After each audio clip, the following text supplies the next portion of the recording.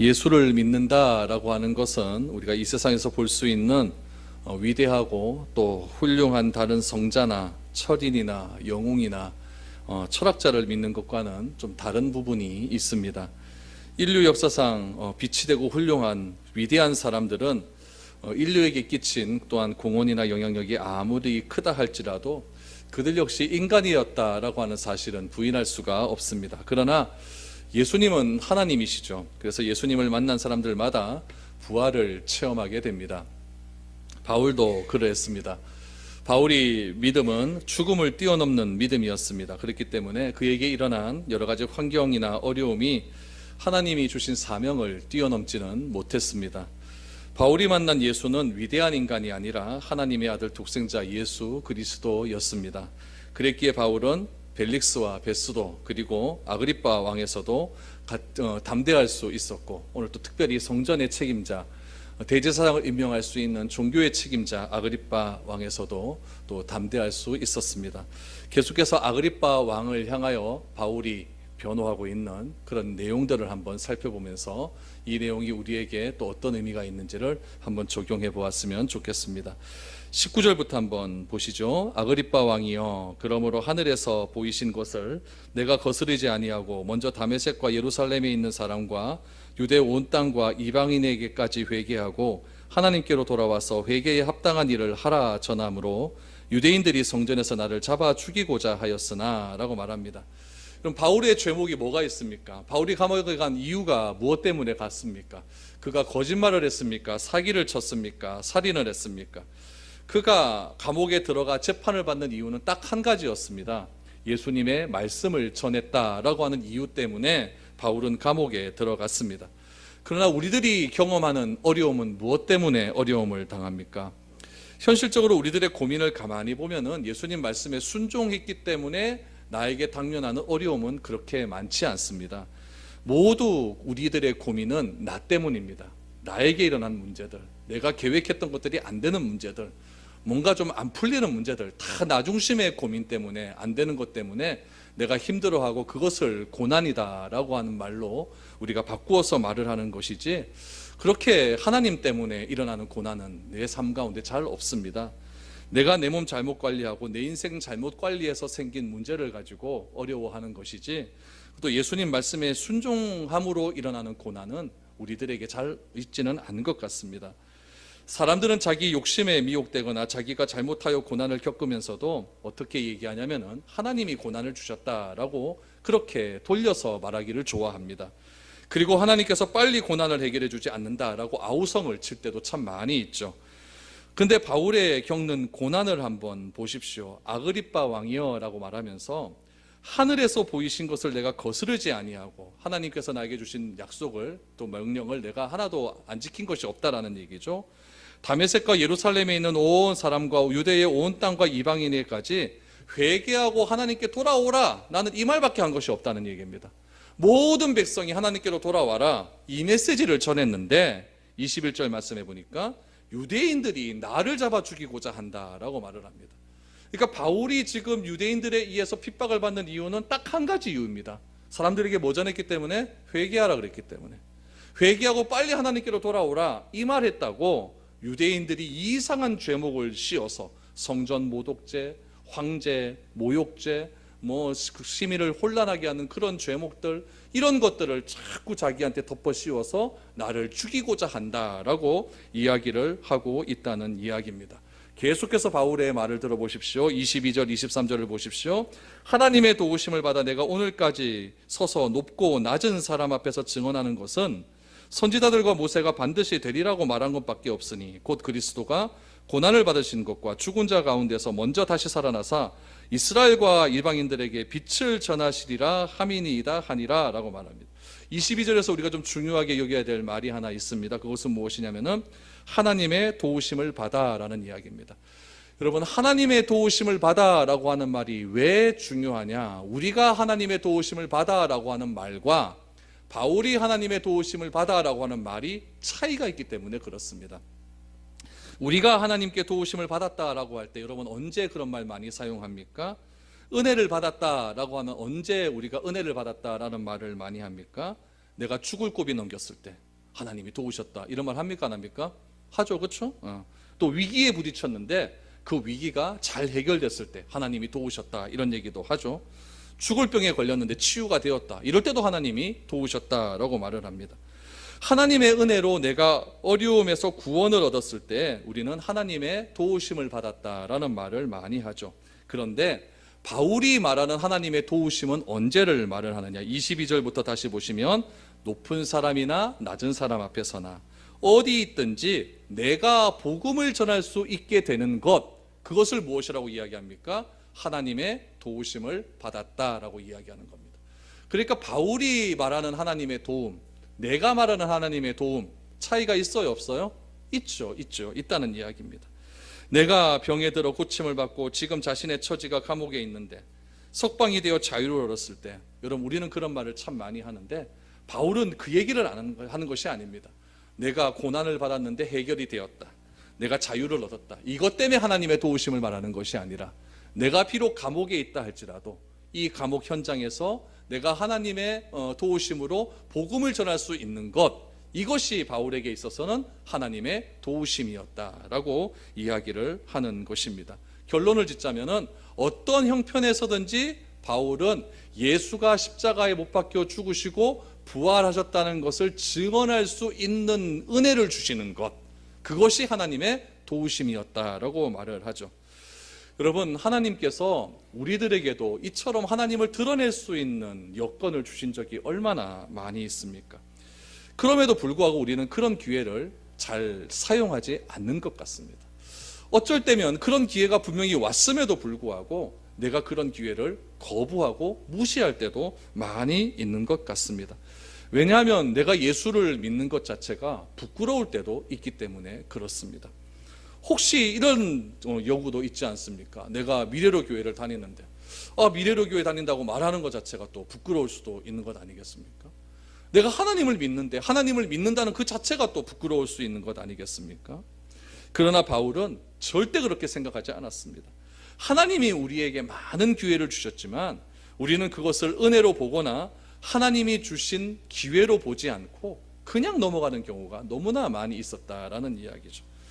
내가 사망의 음침한 골짜기를 다닐 때 하나님께서 우리를 도와주십니다. 그때 우리는 그것이 하나님의 은혜이며 도움이며 기적이라고 말을 합니다. 그러나 나에게 복음을 전할 기회를 준 것을 하나님의 도우심이었다라고 말하는 경우는 우리 삶 속에서 잘 나타나지는 않습니다. 바울에게 있어서 성공과 실패는 그에게 그렇게 중요한 것이 아니었습니다. 그것은 바울은 사람이 자신을 인정해 주는가 그렇지 않은가도 별 중요하지 않았습니다. 바울은 어떠한 형편에 처해 있든지 자기가 그리스도인임을 드러내고 내가 내 삶과 언어를 통해서 하나님을 드러낼 수만 있다면 그것이 바로 하나님의 도우심이었다라고 말을 할 수 있는 것입니다. 바울이 지금 처한 상황을 보십시오. 거대한 정치, 권력의 시스템, 종교의 어떤 프레임, 자신의 동족 유대인 앞에서 그렇게 자기가 억압을 받고 치욕을 받고 그렇게 문매점을 받는다 할지라도 그런 상황 속에서도 하나님을 또다시 드러내고 있는 바울의 모습 속에서 우리는 과연 무엇을 느낄 수가 있습니까? 22절에 보니까 내가 하나님의 도우심을 받아 오늘까지 서서 높고 낮은 사람 앞에서 증언하는 것은 무엇을 증언했다? 선지자들과 모세가 반드시 되리라고 말하는 것밖에 없었다. 구약의 율법에서 말한 모든 예언이 예수님을 통해서 이루어졌는데 이루어진 그것밖에 나는 말한 것이 없다. 그것이 바로 내 하나님께서 나를 도우시는 이유였다라고 바울은 그렇게 이야기합니다. 여러분, 이것이 바울과 우리의 삶의 해석의 차이입니다. 고난에 대한 해석이 다르고 복에 대한 해석이 너무나 다르다는 것을 오늘 이 바울의 고백을 통해서 우리는 알 수가 있는 것입니다. 내가 안 되는 것, 내가 망하는 것, 그것조차도 우리는 무엇이라고 고백할 수 있어야 될까요? 어쩌면 하나님의 도우심이었다라고 고백할 수 있는 그런 믿음이 우리 가운데 있어야 될 줄 압니다. 그러니 여러분, 이 말을 듣는 베스도의 입장에서 보면 이거는 미치고 환장할 노릇입니다. 뭐 저런 사람이 다 있나 이렇게 생각을 하는 거죠. 베스도 앞에서 모든 사람이 다 무릎을 꿇고 베스도의 말 한마디면 모든 것이 다 이루어지는 그런 일인데 저 허름하게 서 있는 머리 다 까지고 코는 매부리 코고 약간 꼽축기도 있고 키도 조그마하고 뭐 땅다리 몽땅하고 말도 잘하지 못하고 그런 사람이 앞에서 너무나 당당하게 이야기를 해보니까 이 베스도가 굉장히 화가 나기 시작을 합니다. 그래서 24절 말씀에 베스도의 말을 보십시오. 바울이 이같이 변명하며 베스도가 크게 소리내어 이르되 바울아 내가 미쳤도다. 내 많은 학문이 너를 미치게 한다라고 말합니다. 그럼 바울이 여기서 뭐라고 이야기하는 표현을 쓰냐면 지금 변명한다라고 하는 변명. 이 변명이라고 하는 말이 뭔가 조금 이상합니다. 그렇죠? 변명이라고 하는 말을 우리는 사용할 때 내가 뭐 잘못했기 때문에 뭐 내가 다른 말을 하는 것을 변명이라고 이야기를 하죠. 그러나 바울이 말하는 여기 변명이라고 하는 말은 요 헬라어에도 제가 찾아를 보니까 변명이라고 하는 말도 있지만 변호, 방어라는 말도 동일하게 사용을 합니다. 그러니까 이 변명이라고 하는 말보다는 방어하되, 변호하되라고 하는 말이 훨씬 더 자연스럽지 않나 이렇게 생각이 됩니다. 바울이 변호를 하니까 자기 자신에 대해서 변호를 하니까 베스도가 뭐라고 이야기하면은 크게 소리를 지릅니다. 여러분 사람이 이렇게 대화를 해요. 대화를 하다가 논쟁이 터졌어요. 논쟁이 터져서 크게 소리를 지르는 사람은 이긴 사람입니까? 진 사람입니까? 진 사람이 소리가 커집니다. 네, 이긴 사람은 편안하게 자기 논리를 이야기하죠. 진 사람이 소리를 지르는 이유가 무엇입니까? 논리로 안 되니까 감정이 앞서는 거예요. 그래서 둘이 싸울 때 집에서 부부싸움 할 때 목소리 큰 사람이 지는 겁니다. 이거는 이긴 게 아니에요. 하여튼 고 집사님 많이 졌나 보네요. 네, 싸움할 때 목소리 큰 사람이 이긴 게 아니라 목소리 큰 사람이 지는 거예요. 오늘 본문에서도 보니까 베스도가 소리를 크게 질러. 이건 뭐냐면은 자기가 졌다는 이야기예요. 암만 자기의 논리로 이야기를 해도 바울의 논리를 이길 수가 없으니까 소리가 커지는 거죠. 그러면서 무엇이라고 이야기합니까? 바울의 말을 잡을 수가 없으니까 지금 흔들리고 있는 겁니다. 바울은 여러분 무식한 사람이 아닙니다. 베스도 총독이 뭐라고 이야기하면 24절 말씀해 보니까 내 많은 학문이 너를 미치게 한다라고 말합니다. 바울이 소리를 지면서 바울아 네가 미쳤도다 라고 말하면서 이 미친 이유가 뭐냐? 학문이 너를 미치게 한다. 학문이 너를 미치게 한다라고 말합니다. 베스도 총독도 바울이 공부를 많이 했다는 것을 알고 있어요. 율법에 정통한 학자라는 것을 너무나 잘 알고 있죠. 바울은 바리새인 아닙니까? 그러나 복음이라고 하는 것은 무엇이냐면 여기서 말하는 복음은 바울이 말하는 복음은 십자가와 부활입니다. 이 복음이라는 것은 무엇이냐면은 상식이나 합리성이나 경험 안에서 갖추어진 것이 아니라는 이야기입니다. 복음은 여러분 우리의 상식을 뛰어넘습니다. 죽었다가 살아나는 것이 어떻게 우리의 상식이 될 수가 있겠습니까? 그러니까 바울을 향해서 베스도가 소리를 지면서 하는 말이 무엇이냐면은 내가 미쳤도다라고 말을 하는 거예요. 내가 미쳤도다. 그러자 바울이 뭐라고 이야기합니까? 25절부터 보십시오. 바울이 이르되 베스도 각하여 내가 미친 것이 아니요 참되고 온전한 말을 하나이다. 왕께서는 이 일을 아시기로 내가 왕께 담대히 말하노니 이 일에 하나라도 아시지 못함이 없는 줄 믿나이다. 이 일은 한쪽 구석에서 행한 것이 아니니이다. 아그리빠 왕이여 선지자를 믿으시나이까 믿으시는 줄 아나이다 라고 말하죠. 바울이 얼마나 열심 있는 삶을 살았습니까? 베스도는 어떨까요? 베스도도 굉장히 열심 있는 삶을 살았습니다. 그러니까 유다의 총독까지 오를 수 있는 그런 권세를 잡을 수 있었겠죠. 로마라고 하는 나라가 얼마나 큰 나라고 로마의 그런 시스템, 정치 시스템이 얼마나 체계적인 시스템이고 또 로마나 이집트의 그런 모든 시스템 자체는 피라미드 시스템이거든요. 황제를 중심으로 해서 모든 사람이 계급화되어 있고 그 계급화된 사람들이 오로지 황제 한 사람을 위해서 그렇게 살기로 작정한 사람들의 사회적 시스템이기 때문에 황제에게 잘 보이기 위해서는 내가 똑똑해야 되고 내가 사리에 밝아야 되고 또한 사람과의 관계도 좋아야 되고 열심히 있어야 되고 황제의 눈에 들어야 되는 것 아니겠습니까? 그러니까 이 베스도라고 하는 사람도 만만한 사람은 아니었다는 이야기죠. 합리적이고 유능한 사람이었습니다. 그러니 이 베스도에게도 열심은 틀림없이 있었다는 이야기죠. 바울과 베스도의 공통점은 무엇이냐면 열심히 있었다는 얘기죠. 열심히 있었다는 이야기죠. 그러나 그 열심이 바울이 예수님을 만나기 전에 했던 그 열심, 베스도가 자기의 권력과 자기의 정치적인 야욕을 위해서 하는 그런 열심이 어떤 열심과 같았느냐? 지난주에 말씀드린 대로 가시체 뒷발질하는 그런 열심이었다는 것이 하나님이 이 두 사람을 보는 시각이었다는 이야기예요.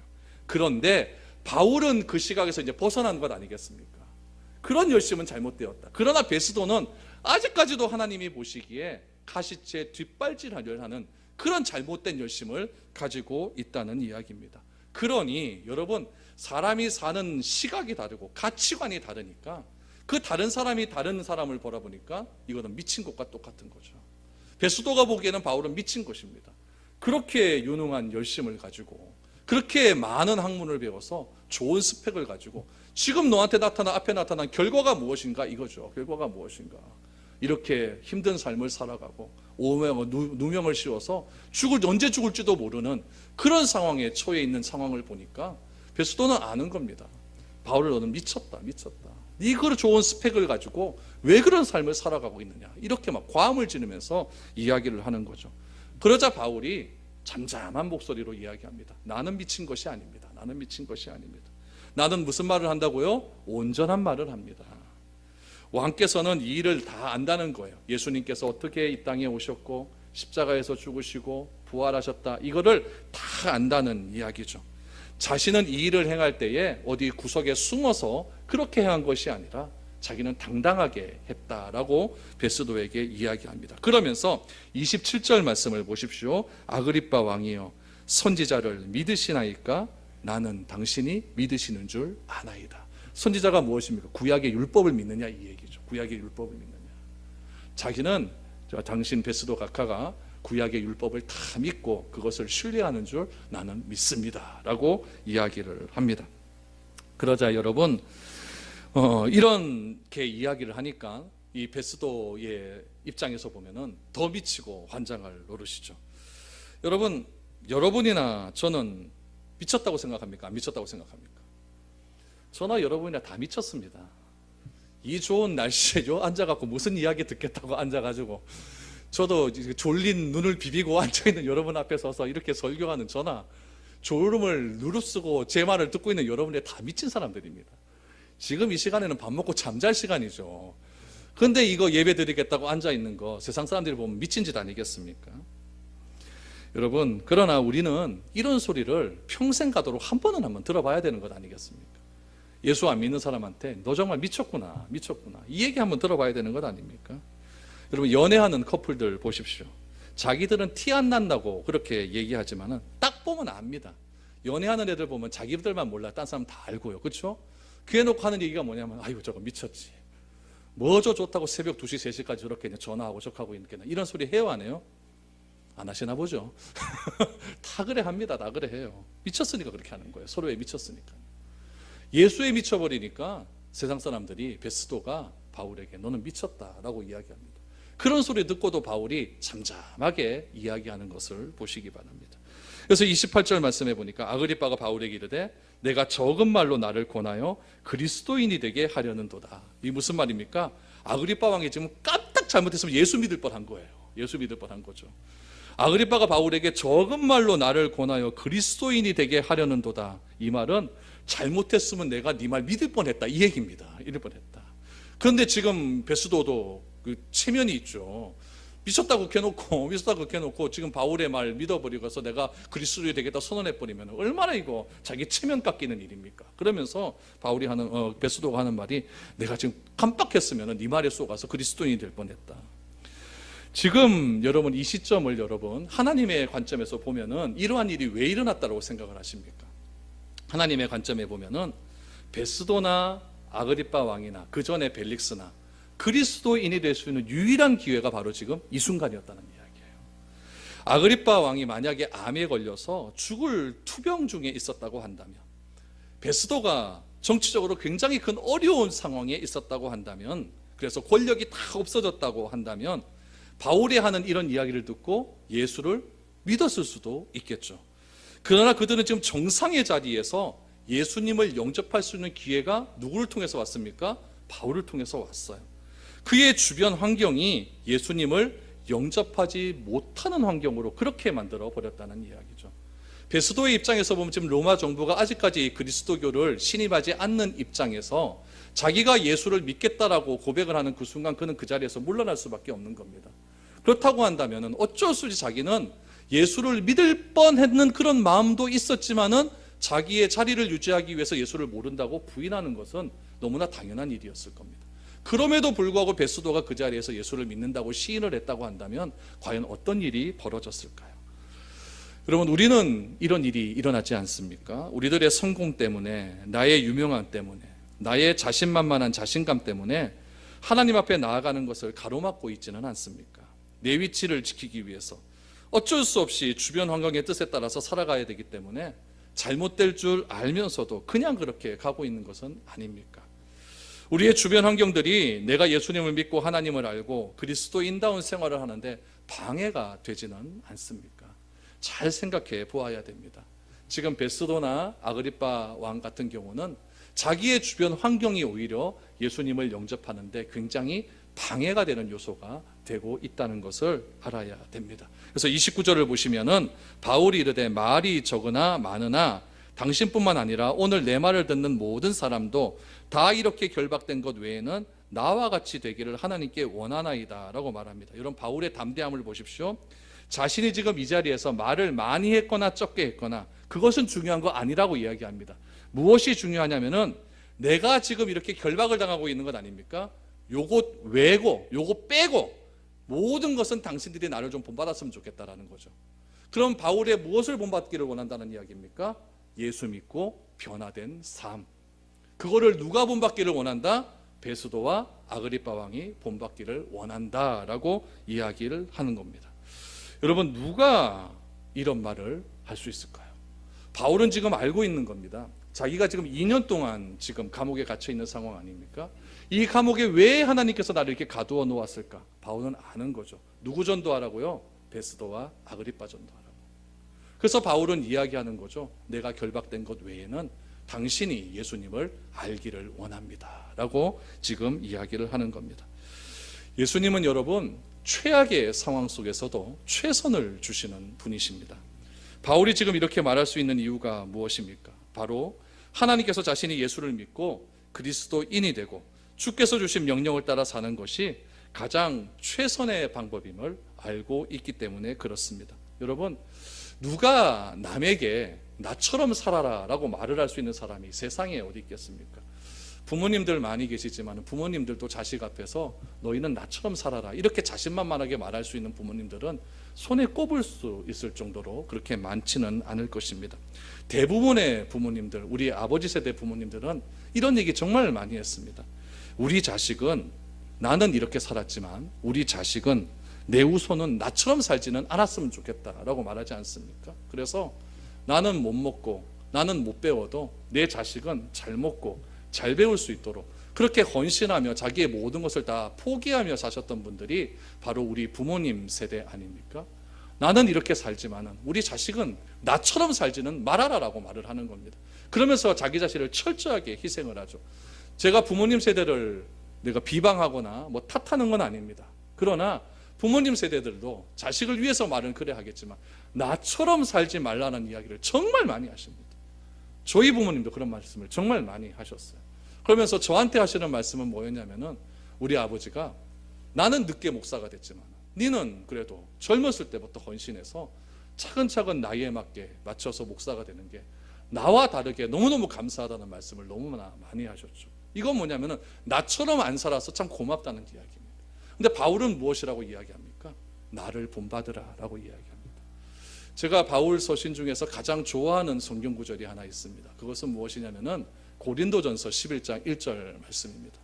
내가 그리스도를 본받는 자 된 것 같이 너희는 나를 본받는 자 되라. 누가 이런 말 할 수 있을까요? 내가 그리스도를 본받는 자 된 것 같이 너희는 나를 본받으라.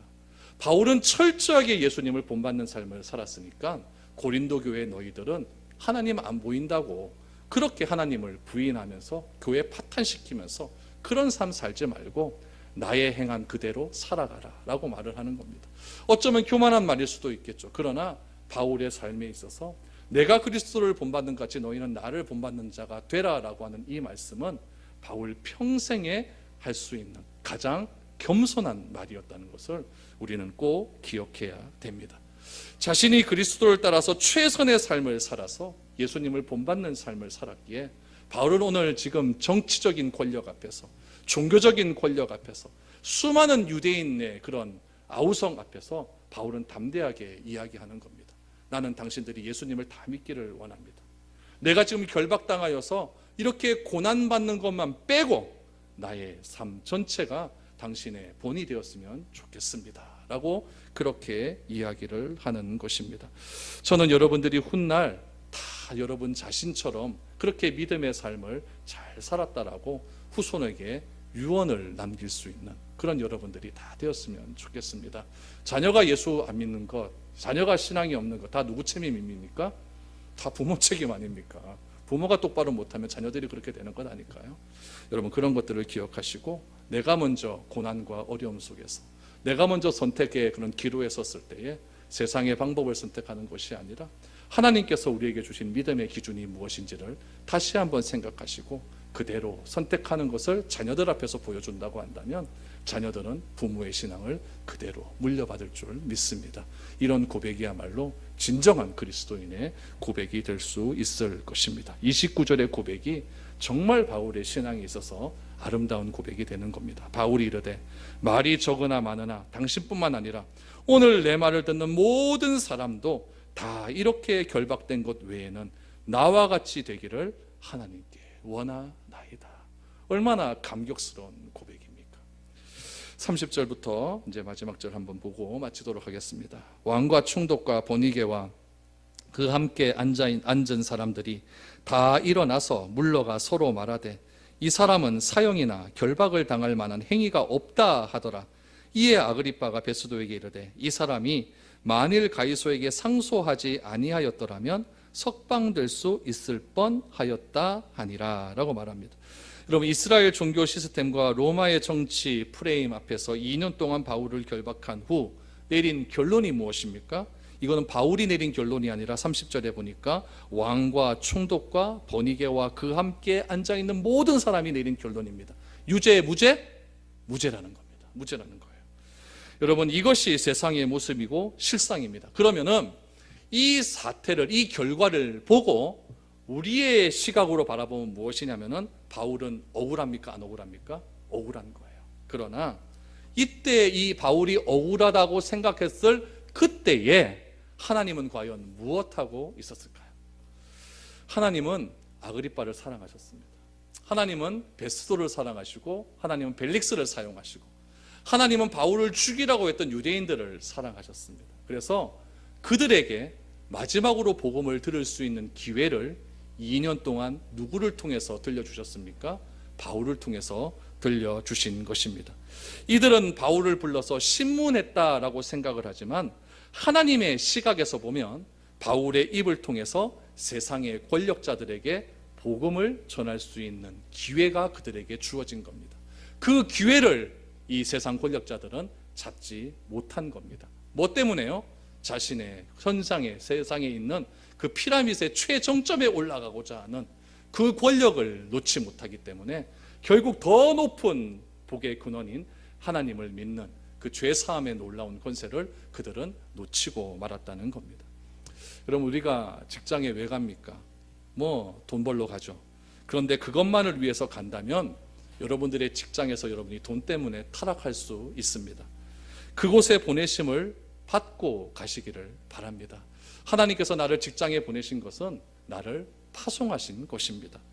주님은 무슨 일을 하든지 어떤 성품을 가지고 있든지 그곳으로 보내신 분은 하나님이라는 사실을 저는 철저하게 믿고 있습니다. 저를 이곳에 보내신 분도 하나님이십니다. 여러분들을 이곳에 보내신 분도 하나님이십니다. 그 보내심을 믿고 있다고 한다면 허투루 생활할 수는 없는 거죠.